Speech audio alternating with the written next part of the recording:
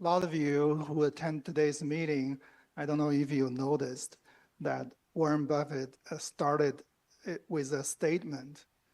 This is going to be a fantastic meeting. It's probably one of the best. Almost like he pre-announced his decision, right? He hold that until the end. So today, I'm sure a lot of you have learned a great deal from him. He touched upon so many topics, including macroeconomics, the trade. We all heard what he said. Trade should not be used as a weapon. We also heard him talk about currency, the government policy, the deficit, which is a very big problem we're facing right now. And certainly, as usual, he shared a lot of ideas about how to invest in not only in the stock, but invest in yourself. So we'll start with some of the broader questions about what's our takeaway or highlights from today's conference. So I will start with Professor Kass. Thank you. It is. Okay, well, certainly the big news of the day was at the very end, when virtually no one expected Warren Buffett to make the announcement that at the board meeting of Berkshire tomorrow, he'll recommend to the board that after December 31st of this year, that Greg Abel will take over as CEO, and in effect, Warren Buffett stepped down. Now, he did not say anything about the position of chairman of the board, so I think one can assume that Warren will remain chairman beyond December 31st, and certainly he's CEO for the next 8 months of this year, so he's certainly not stepping down on Monday. He'll still be there, but the announcement, I think, came as a surprise to most people. I was a little less surprised in the sense that in his letter to shareholders 2 months ago, he sort of dropped a couple of hints that this could be coming. One, he said it won't be long before Greg Abel will be writing the letter to shareholders. And two, he mentioned sort of in the back of the letter that he now required a cane to walk, and which was new for him. So clearly mentioning that his physical health was beginning to decline, as one might expect for someone who's 94, and indeed he'll be 95 in August. But certainly that was the big news of the day coming out of the meeting. Now, other takes prior to this surprise announcement was Warren Buffett sort of, when being asked a question of what reaction did Berkshire have when the stock market had a very sharp decline in early April. And I think during 1 week in April, the S&P 500 dropped 19% or something like that. It was a very sharp decline, and there was maybe some panic among some investors. And it was very interesting. There's really a big lesson to be learned on how calm that Warren Buffett was when he responded. His response was, in effect, that was a fairly minor aberration. The market is quite volatile, and he mentioned 3 times in his career of 60 years of running Berkshire, that Berkshire stock dropped 50% each of 3 times, and clearly it didn't bother him at all. He had full confidence in the business. And so his calmness with respect to the recent market performance, I think, sent a signal. And he has said on many occasions, to succeed as an investor, the number one quality you need above some basic intelligence is temperament. That is not panicking when markets go down, not getting euphoric when markets go up. And I think that is a very valuable lesson for all, not only in investing, but even in our careers apart from investing as well. And then another point he made, a question came up, as everyone expected to come up. What are your view of tariffs and the current situation? and he made it quite clear that tariffs discourage trade.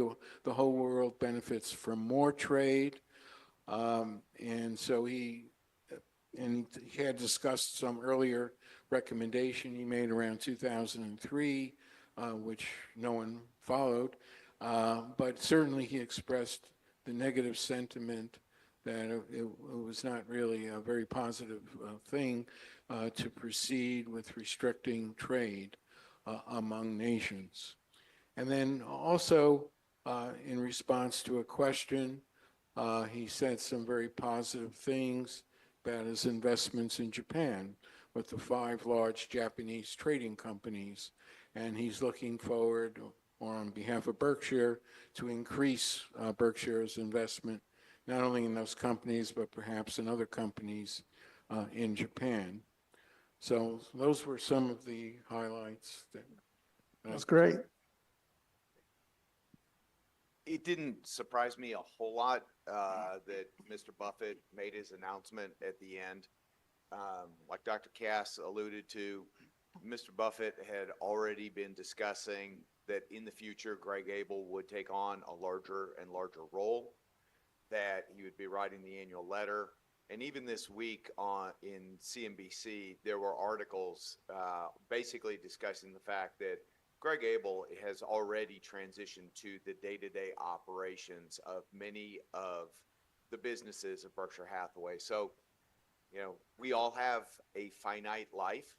And as much as we love and revere Warren Buffett, we know that someday that will end.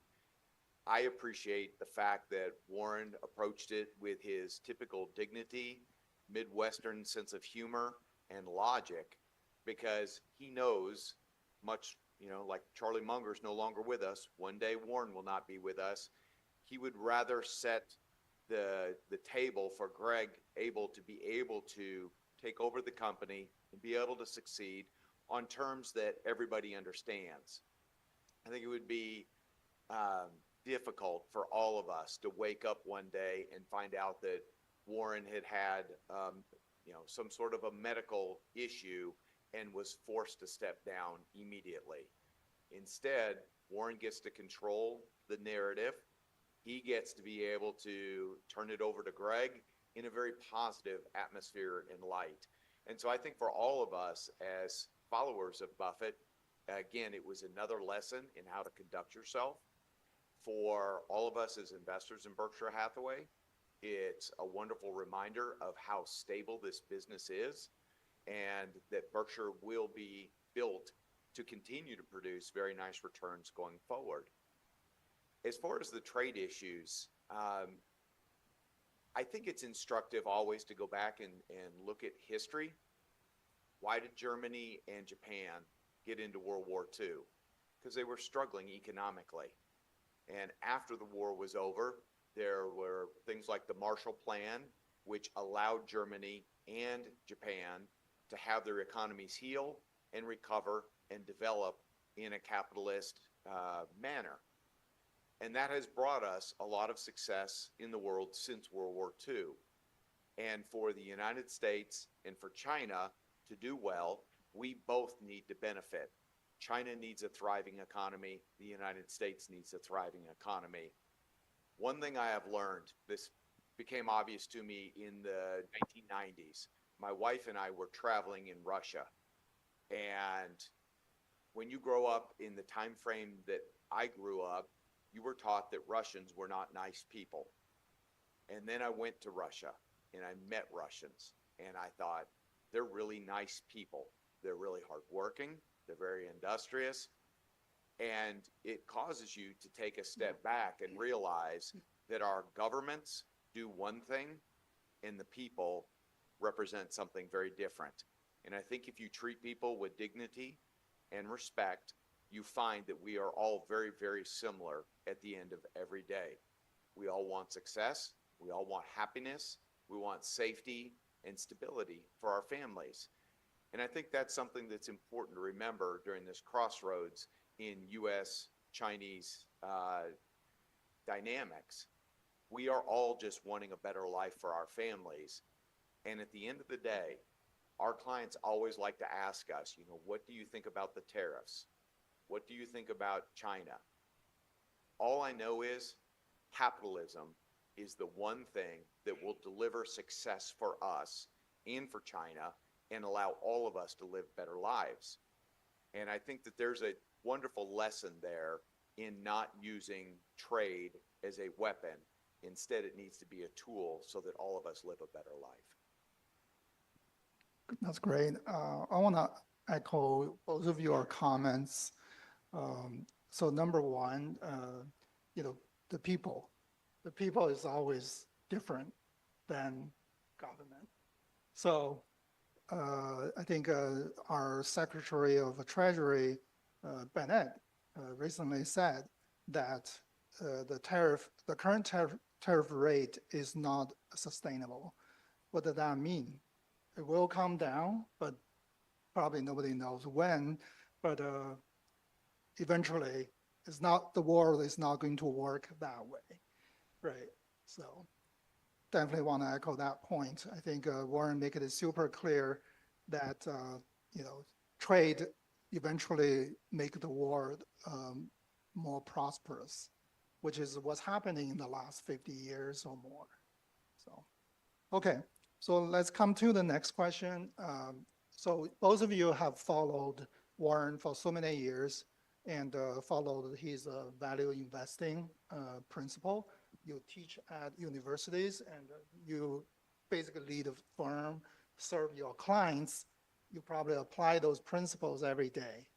I think one of the stories some of us may have read this the Wall Street Journal article that's probably 6-7 years ago.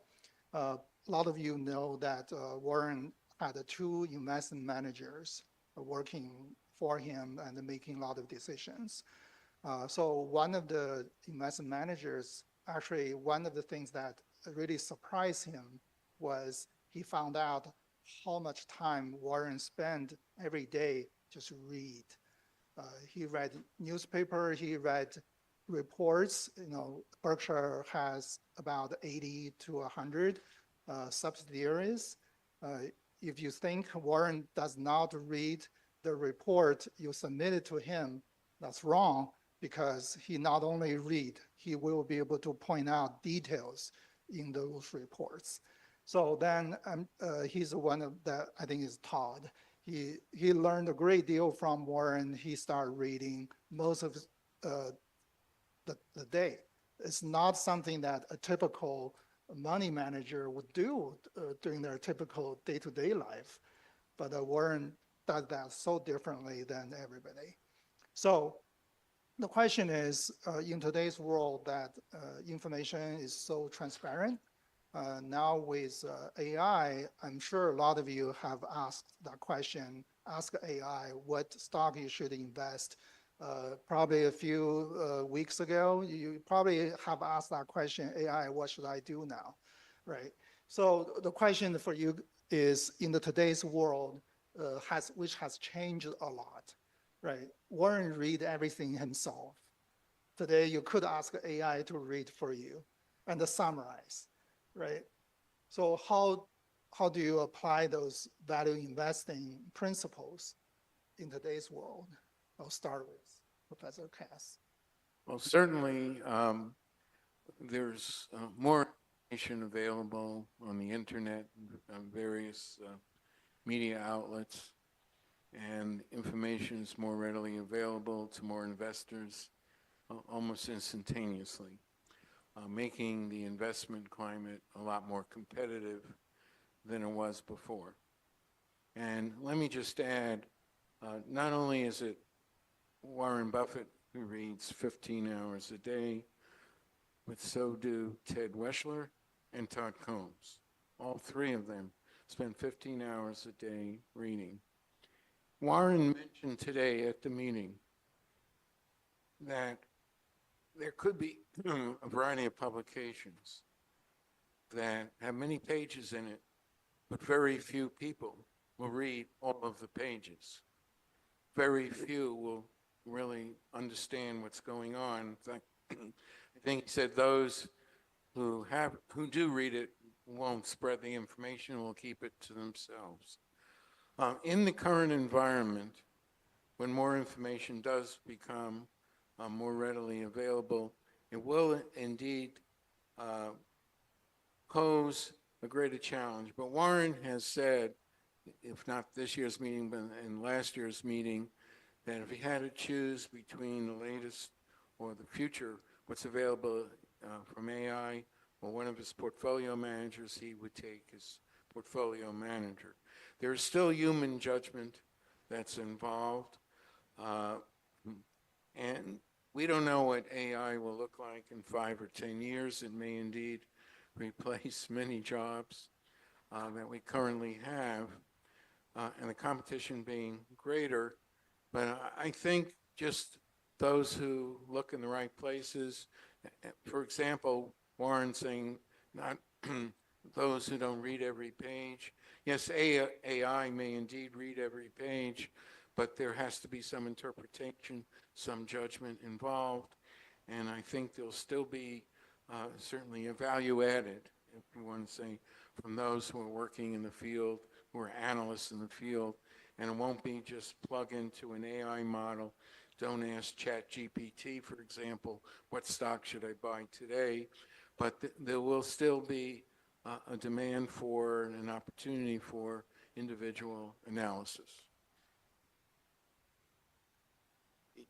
Our firm manages right at $2 billion in assets, and our investment team is sitting right over there. And I can tell you that we are starting to use AI in our investment process because it allows us to collate and collect tremendous amounts of information very quickly. So there's a software program called Delupa, which allows us to use Excel add-ins and to start harnessing them to go out into places where data is structured in a regular manner. So the filing of a 10Q or the filing of a 10K, we know pretty much where that data is going to be on a regular basis. It allows us then to use the technology of AI to be able to go out and start formulating that information in a manner that allows us to do at least preliminary analysis very quickly. And that allows our firm to operate more efficiently. That said, there are limitations to it.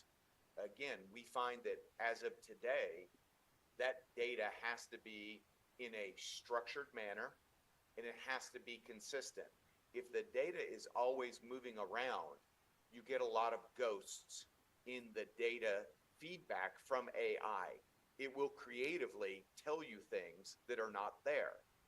And that requires, as Dr. Kass said, you've got to read that information yourself to make sure that you are properly interpreting it. But I also teach at a university, and I tell my students to play with ChatGPT as much as they possibly can. Figure out what it can do, figure out what it cannot do.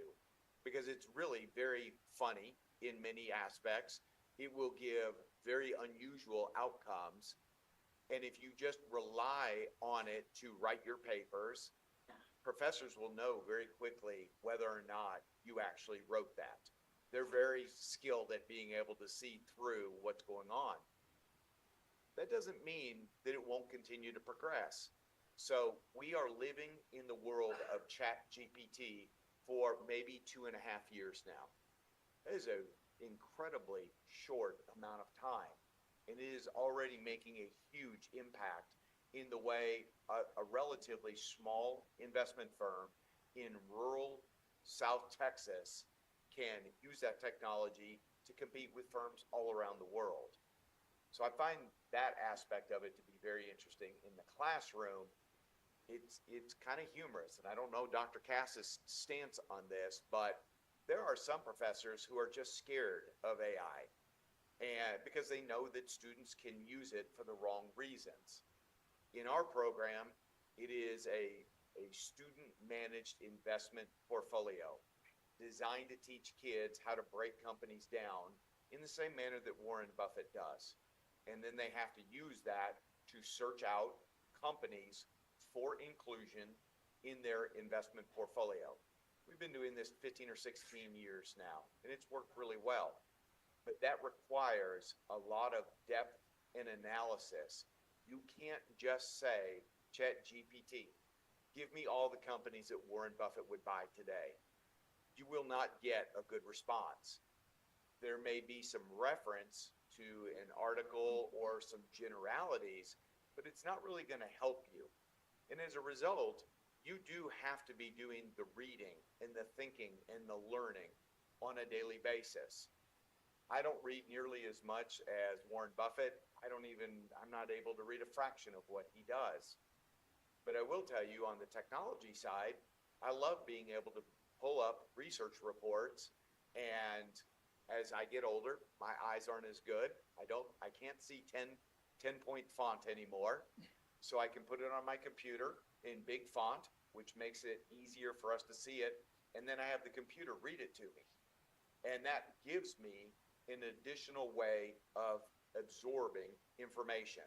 Not only am I reading it, but I'm also hearing it at the same time.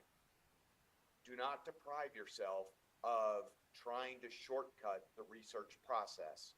You have to put in the time and the effort to truly know companies at a deeper level, and then be able to figure out why a company is a great investment. More importantly, why an investment will not work. If an investment is designed to do things that will produce long-term growth, that will speak for itself.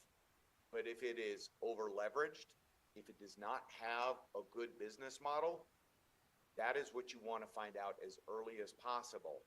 And AI can help in some of that, but at this point, we find that it's still in the very preliminary stages. Thank you, Dave and Dave. Yeah, certainly very interesting. I think a lot of us probably use AI in various forms every day at work or personal life.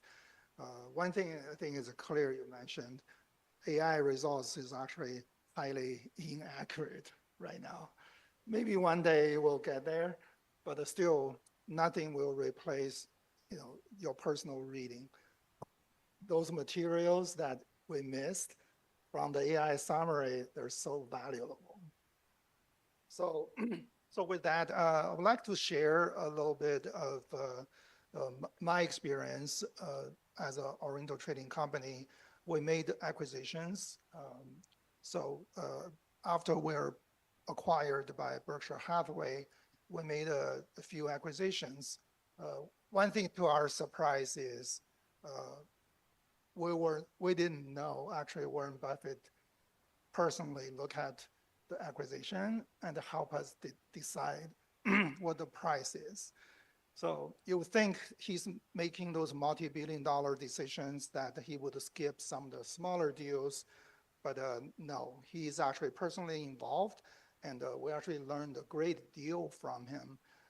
So we will touch upon another question in a little bit, but what happened is he will help us determine a price, right? So we have recommendations. He will give us his views, and in different acquisitions have different situations. In one of them, essentially he thinks this is a no-brainer. Turn out 10 years later, it is a no-brainer, right? So it followed every value or principle he followed in making his other decisions. In that transaction, we actually did not get the deal first, but the banker went through everything else. Everybody else actually were out. Eventually, banker came back to us. So this is another principle that Warren and Charlie followed for so many years. So essentially, I think it applies to our personal investment in any stock. So sometimes you may feel that there's one stock you have to own, but the answer is absolutely not, because Warren and Charlie said that many, many times. There's not a single company you have to own, right? Opportunity going to represent themselves later. Maybe later you would own the company, maybe you will never own this company. But that's fine. There are plenty of opportunities out there, whether you acquire a business or you buy a stock. Never say, okay, I have to own this company. So thank you so much on that. So let's go to the next question. So both of you touched upon a little bit the recent uncertainties. I think that's the word that volatility, uncertainty had been used so many times. I think early April, the drop in the stock market probably scared a lot of people. I often joke around a little bit, say, I have actually a friend who did very well investing, but he told me that during the financial crisis, he said that he couldn't sleep for multiple nights because of how far the stock dropped every day. So I joked with him, say, okay, if you can sleep well, just like another day, when the stock market dropped 5%, you're good, because those temporary drops does not affect you. It does not affect how you invest, right? So certainly losing money is painful, but I think as an investor, as a more mature investor, you've got to look at the longer term. I think Warren said a few times today that the recent market volatility is nothing, right? It's nothing. So if you think you agree with him, it's nothing, then you're going to take a longer view. So from that, I wanted you guys to kind of go a little bit deeper on regarding the recent uncertainty and looking forward. I think the uncertainty is not going away. Even the market has come back to like 2 months ago, but the uncertainty for the next 6 months, maybe even a year, is not going away. So what are some of the factors and things you're going to look at when you think about how to invest, not only for the next 6 months, but also a year or longer? I mean, longer term, Warren said, market is going to go up, right? I think you think about today, you put money in there, 5 years, 10 years from now, it will go up.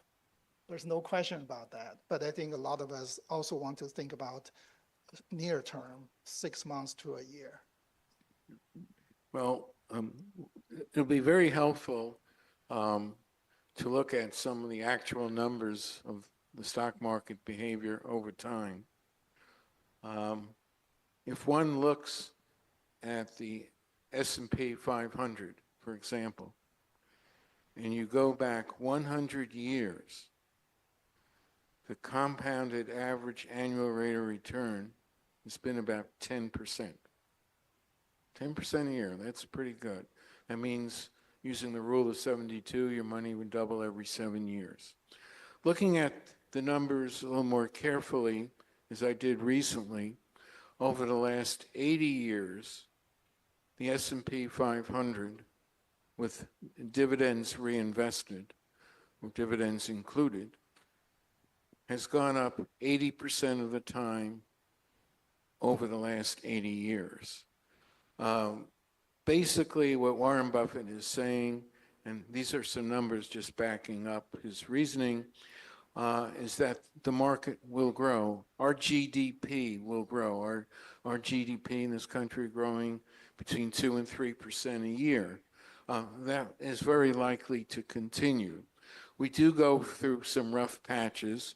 I've been following markets for decades, and there's only been 3 time periods that I became really concerned and worried.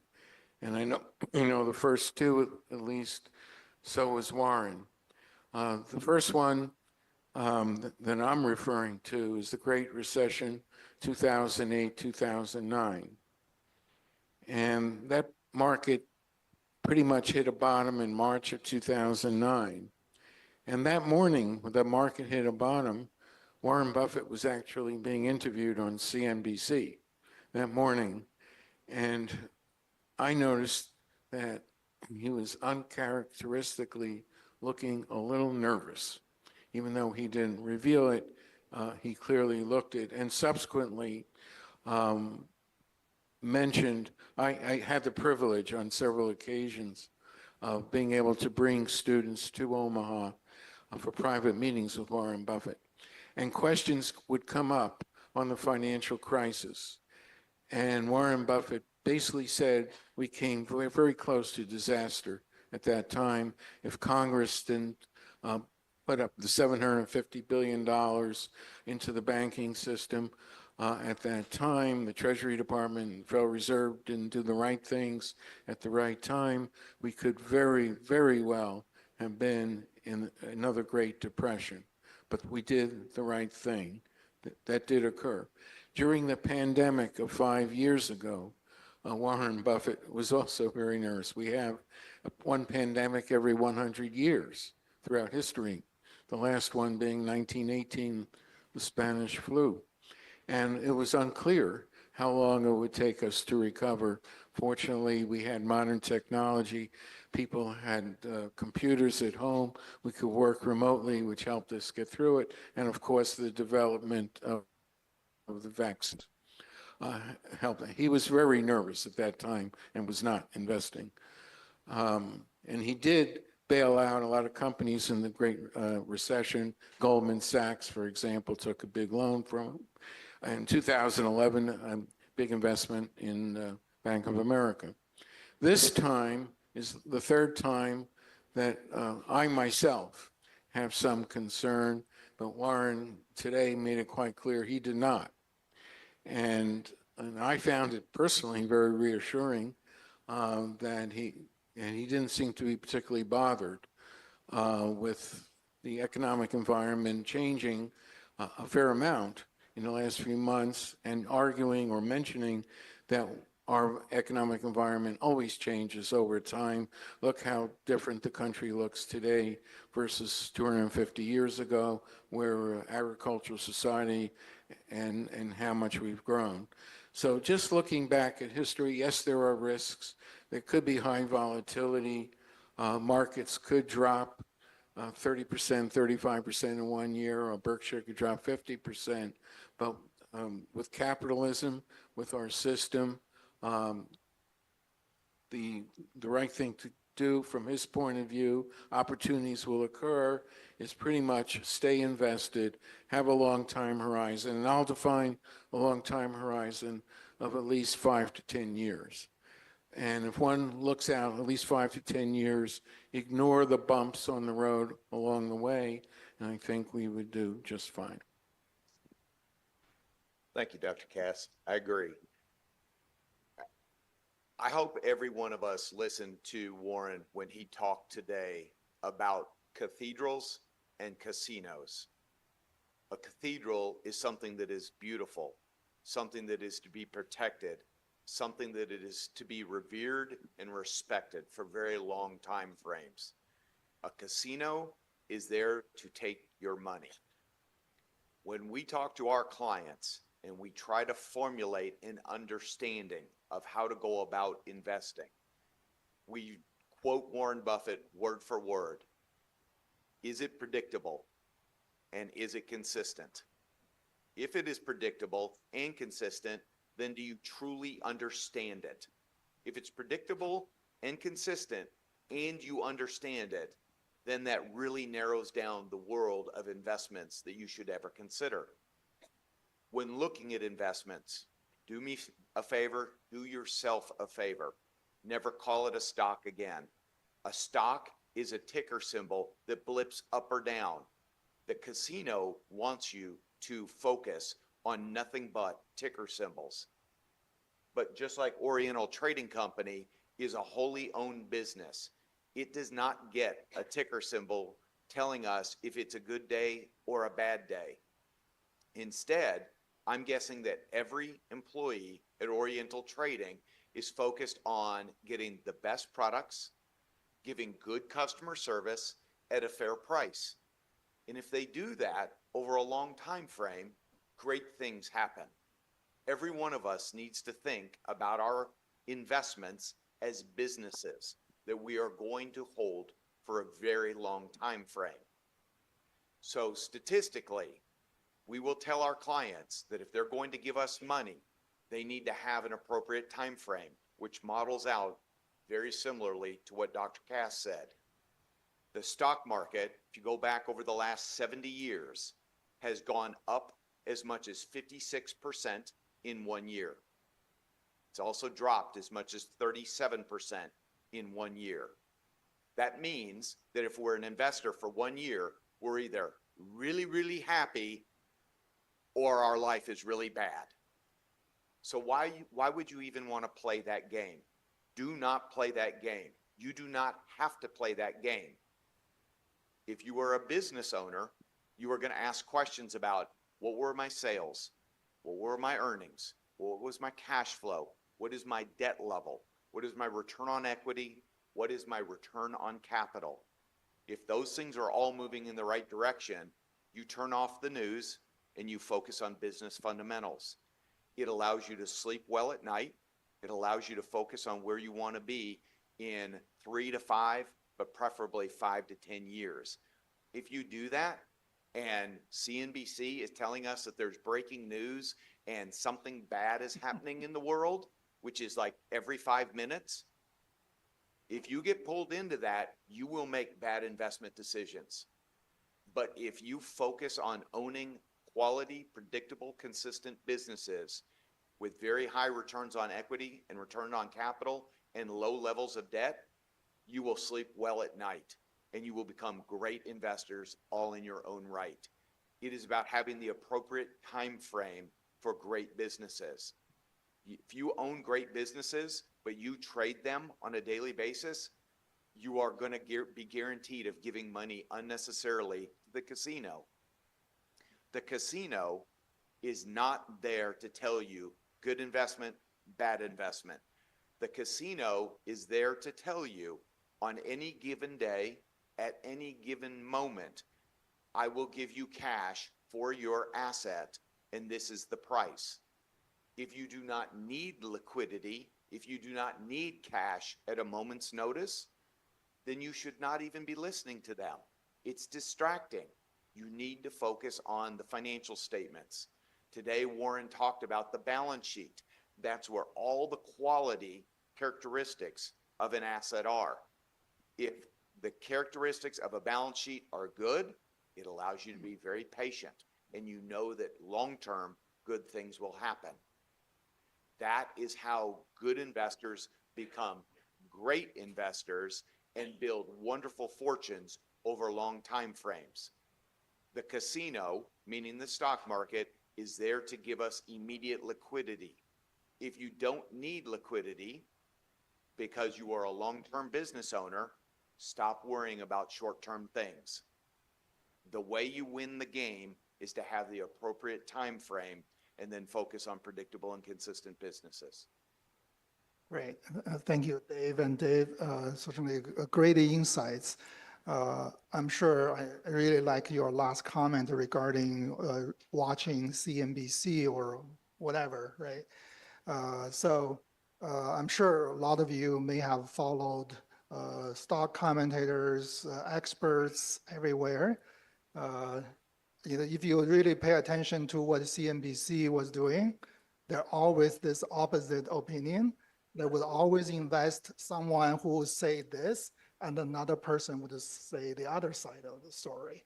So because they're not going to take any risk, but they want to give you information. But if as a person, as a personal investor, if you are influenced by one side of the story more than the other side of the story, you're going to make a decision based on what they say. I think when stock market dropped, there are people going to say it's scary. They're concerned. Are we going back to 1929? If you get scared by that comment, likely you're going to make a wrong decision. But so it's like a lot of psychology in the personal investment. The game catch almost everybody all the time.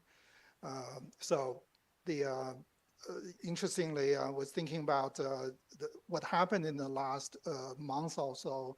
If you just recently got into the stock market, I think you look at what your stock statement or the portfolio list, I'm sure some of you may have seen on the entire list, certainly everybody here is a Berkshire Hathaway investor.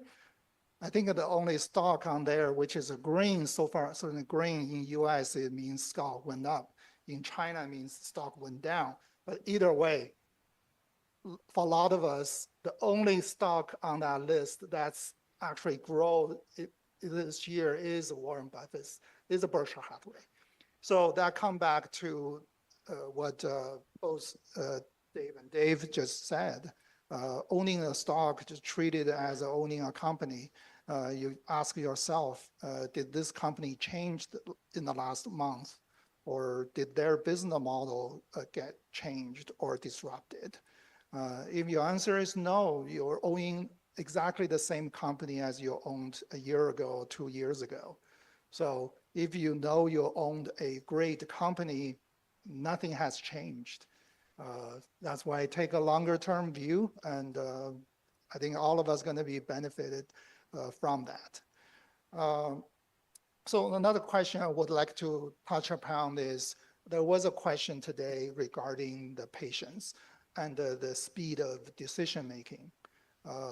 So Warren has said many times that the investment opportunities is unlikely to be found tomorrow, but it will be very likely to be found in 5 years.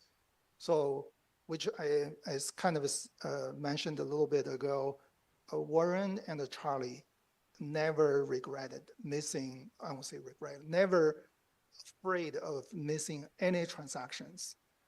There are plenty of opportunity to invest, but you're gonna know the time is right, the opportunity is right, and the valuation is right. So you never feel bad about missing a deal when something isn't working, right? So coming back to, is it discipline? You have to follow all the disciplines. You're gonna tell yourself, this is a great company, but the valuation is not there. I'm not going to invest. I'm gonna pass this time. So he talked a lot about the patience and decision-making. When he sees a great value, he will make a decision quickly, right? So there are many, many examples, including our company was acquired by Warren Buffett in a very, very short manner.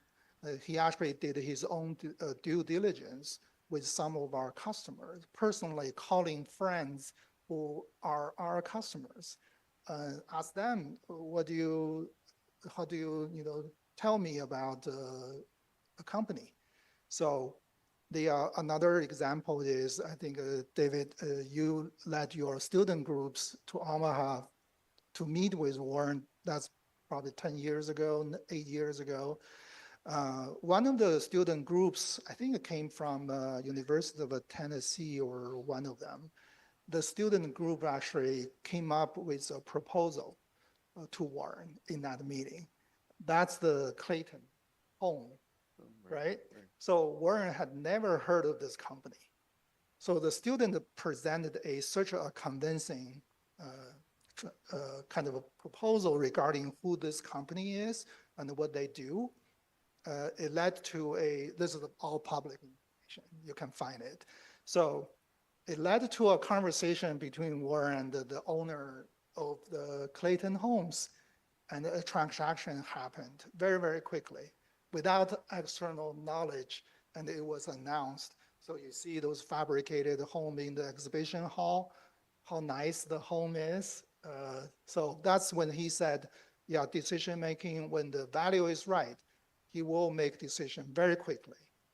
He does not use institutions, like a lot of the large transactions are managed through investment banks. Warren Buffett never used a single investment bank in his entire life, no matter the size of the deals.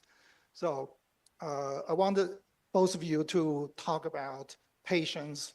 It's not only about decision making on buying a company, investing in stock applies too. It's the same thing, and also decision making.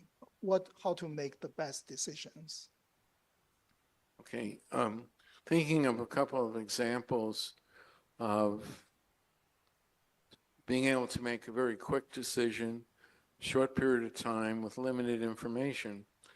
I think it was maybe 15 years ago, 10, 15 years ago, Warren Buffett receives a 2-page letter from the CEO, the owner of a private company in Israel called Iskar, a machine tool manufacturer, offering to sell his company to Berkshire. And one advantage of selling a company to Berkshire is not only does it permit the owner to basically monetize his holdings, but he could remain in place running the business. And based on the 2-page letter, Warren invited the writer to visit his office, and almost immediately they came to a $5 billion deal, I think to purchase 80%, which later became 100%. Warren would not hesitate. Precision cast parts. That was a very interesting example there. That's actually one of the cases that I teach in my class. Actually, I co-authored a case with one of my colleagues, a corporate finance case on precision cast parts. Here, the CEO was visiting Berkshire Hathaway. Todd Combs, at the time, had made a fairly sizable investment on behalf of Berkshire in precision cast parts. And the CEO had come by and was chatting with Todd Combs in Berkshire's office. Warren comes by, listens to the conversation, sits down, and then within a day or two basically makes an offer for the company, and which he did acquire in January of 2016. So Warren can both act very quickly and be patient. He's sitting on $340 billion of cash. It's not burning a hole in his pocket, even though he would prefer to see it invested either in whole businesses or pieces of businesses, as he describes stocks. He'll wait for that opportunity to come along. What he referred to today, when he mentioned today, the next big opportunity may not come for 5 or 10 years, maybe he's thinking then possibly there could be a recession, a severe recession at that time, which generally would indeed drive down stock prices, which could create very good opportunities for Warren and Berkshire to invest at that time. So he's patient, waiting for the opportunity, and when it occurs, he can act very quickly, far more quickly than a private equity firm or other possible competitors who may be interested in making that same purchase. You know, the dynamic of patience is pretty much the counter opposite of the way Wall Street operates. And again, it is a game, and they are tempting you and trying to pull you in. If I had to give all of you advice, it would be to sit and read and study businesses that you can understand for the next year. And at the end of 1 year, invest in one company, the single best company you think you can understand, that is predictable and consistent, that you think you can buy at a fair price. It will force you to, number one, read every day to try and gain that level of knowledge. The problem is that our phones and trading systems have made things so easy. Now we have commission-free trading, and we can just get out our phone. My students get in trouble for trading in the middle of class. All the other professors are mad at me because my students are busy buying and selling in the middle of class. Don't be that person, because you will make mistakes. So again, read and then do a forced rank. The program I teach, my students 3 times a semester, so once a month, they have to research a company that is predictable, consistent, that they understand, low levels of leverage, and they have to narrow it down to their single best idea. We run a concentrated portfolio because that's where you will get better results. But you can only get a concentrated portfolio with good results if you have done the reading and the research first. and then you have to wait for that opportunity to come along. So if I were giving you advice about patience, it would be to read for the next year, and at the end of 1 year, invest in the single best company, and the next quarter, invest in the best company that you can find. That's just on patience. As far as all these other things that are going on, you can get pulled in a variety of different ways that will really make your life difficult. But you are in control of your life. Again, going back to the CNBCs of the world, what business do you think CNBC is in? Most of us will all answer that they're in the financial news business. That is absolutely wrong. They're in the advertising business. And the more breaking news that they've got, the more eyeballs tune in, the more that you are exposed to ads, the more ads that are viewed, the more money CNBC makes. It is a game. We have 7 TVs in our office. 6 of them are turned off at all times. 1 of them is turned on, but it's on mute. We will only listen to CNBC up until 8 o'clock in the morning, Central Standard Time. Once trading starts, we turn off all of that because it's distracting and it takes us away from focusing on the process. So do yourselves a favor, hold them at arm's length. You control your calendar. You control what you read. You control what you research. Do not allow people into your world unnecessarily, especially people that want to sell you something. If they want to sell you something, follow the money and you will see their motivations. Maybe it is in your best interest, but quite often it is not. So if you hold them at arm's length, you will protect yourself, you'll protect your finances, and you'll do a better job. In terms of another aspect of patience and how to be a better business person and investor, we see more businesses get in trouble by growing too quickly. They die by digestion, trying to gobble up huge market cap, trying to have huge sales. Give me a business that can grow logically and consistently, will do much better. Going back to the discussion on the balance sheet, we spend tremendous time looking at the debt structure, and not just debt. We look at leases and formulate out that that is really a quasi form of debt. We look at preferred stock. Even though it's called stock, it's not. It's a form of debt. We look at things like pension shortfall. If you have $100 million of missing money in your pension, that is an obligation of the company. We want to know all of the obligations such that the next time there's a big market correction, we want to know, can our portfolio of companies, can they self-fund the needs to service their debts, or are they going to be reliant on the kindness of strangers?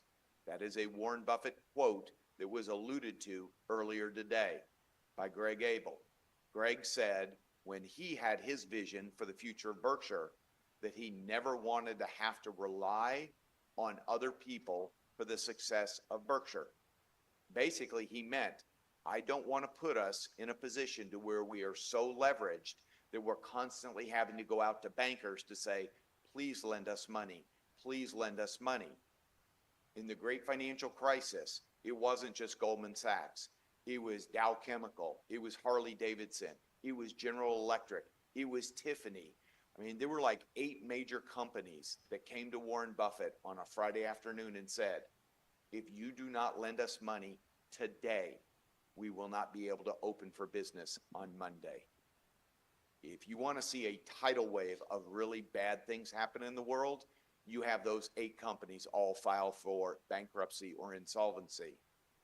But Warren, because he had been patient, he had been reading for decades about those businesses.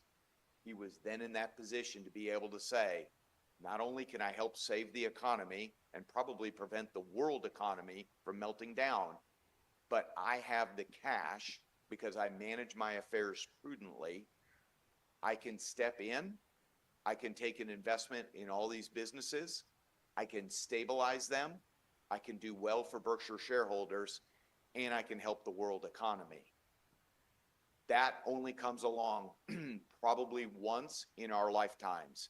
And if you are not prepared by doing your research and reading day in and day out, when the opportunity does come, you'll be too frightened to act. So that is what you are doing. You're training your brain to look for opportunities. They do not come along very often. So going back to where I started this, read every single day and don't make a single decision for a year. If you do that, you'll be a lot more patient. The worst thing you can do is to get new money and immediately go and buy an entire portfolio of 50 names. You will make bad decisions. Don't do that. Great.